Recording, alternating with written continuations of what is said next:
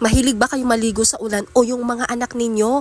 Pwes, panoorin ninyo ito para malaman ninyo kung ano bang meron dito sa ulan. Grabe mga makadera, kaya pala minsan nagkakasakit tayo kasi marami siyang ganito. Sigurado ko pagkatapos ninyo mapanood ito, magdadalawang isip na kayo na magpaulan. Nakakatakot makadera yung mga nakita dito sa microscope. Tara, sabay-sabay nating silipin kung ano nga ba ang meron dito sa tubig ulan. Kaya kung hindi ninyo maiiwasan na maulanan kayo, pag uwi ninyo ng bahay, make sure lang na maligo kayo kaagad. Naalala ko nga din pala mga makadera nung kabataan namin, ayaw na mga lola namin na naliligo kami sa ulan. Kasi nga magkakaroon daw kami ng sakit. At dati hindi talaga ako naniniwala na magkakasakit nga. Pero simula nung napanood ko ito, grabe, maniniwala na talaga ako ngayon. Kaya sa may mga anak dyan na mahilig maligo sa ulan, pakisabihan na wag na silang maliligo dahil ito nga ang meron sa tubig ulan. Imagine pag itong mga to ay napunta sa